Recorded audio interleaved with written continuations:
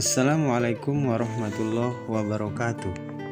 Manusia dengan atribut kemanusiaannya dilengkapi dengan unsur berupa akal, pikiran, jiwa, nafsu, dan emosi yang berkaitan secara kompleks.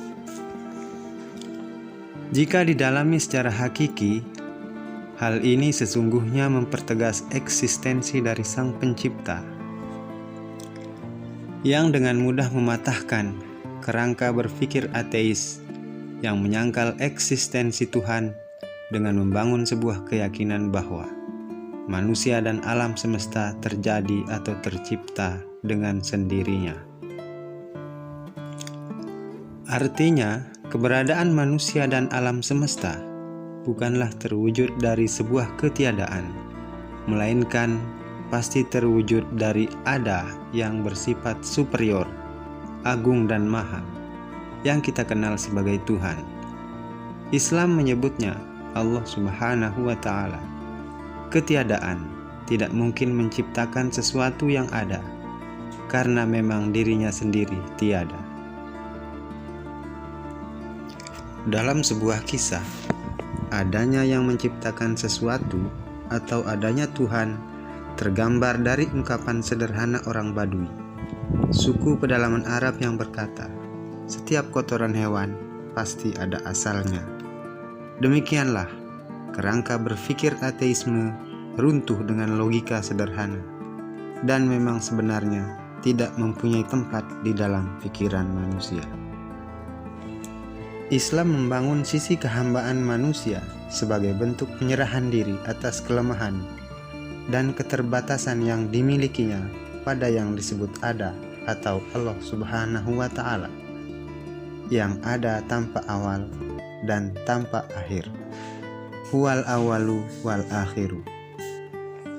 Allah Subhanahu wa Ta'ala mengutus manusia yang menjadi model sempurna dalam membangun kehambaan manusia di setiap zaman melalui pengutusan para nabi, rasul, dan diwarisi oleh para aulia dan ulama lewat pengakuan yang termaktub dalam kalimat syahadat.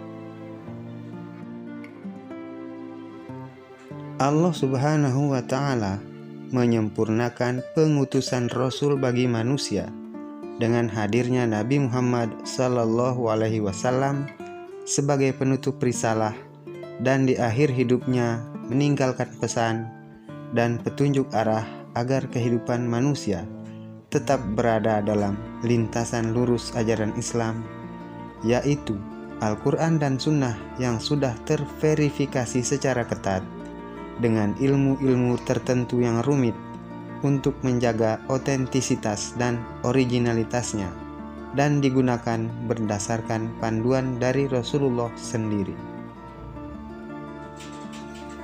Pengakuan ketuhanan Allah Subhanahu wa Ta'ala dan upaya meneladani Rasulullah Sallallahu Alaihi Wasallam sebagai utusannya dari segala aspek, baik perbuatan, perkataan, sikap dan kebiasaannya, merupakan kompas petunjuk yang harus diikuti oleh setiap muslim untuk memperkokoh identitas kehambaannya di hadapan Tuhan, yaitu sebagai abid atau pelaku ibadah.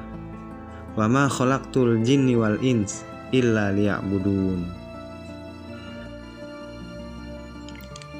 Inti tujuan hidup manusia adalah menghamba atau beribadah kepada Allah Subhanahu wa Ta'ala, dan salah satu fondasi bangunannya adalah mendirikan sholat. Di dalam sholat terdapat gerakan sujud, dan andaikan bukan disebabkan petunjuk Rasulullah Sallallahu Alaihi Wasallam, umat muslim tidak akan pernah bisa menikmati sujud. Kelak di akhirat, satu sujud akan lebih nikmat dari dunia seisinya. Posisi sujud adalah posisi terdekat manusia sebagai hamba dengan Allah. Aqrabu ma yakunul abdu wa huwa sajidun. Sebagai penghambaan total yang dibarengi dengan kesadaran sikap rendah dan hinanya manusia, betapa lemah dan papanya manusia. Sujud juga bermakna upaya melatih kerendah hatian dan mengikis kesombongan. Maka secara logika, sebagai hamba, perkara sujud merupakan perkara penting, jauh lebih penting dari yang lain, sebab ciri khas seorang nabi, seorang rasul, mukmin, dan orang-orang soleh adalah sujudnya. Karena sujud inilah yang akan dibawa ke hadapan Allah Subhanahu wa Ta'ala.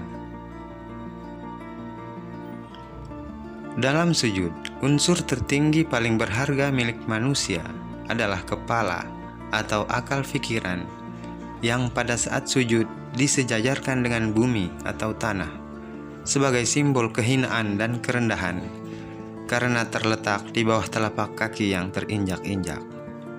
Inilah pelajaran mengapa iblis tidak sudi bersujud kepada Nabi Adam yang diciptakan dari tanah.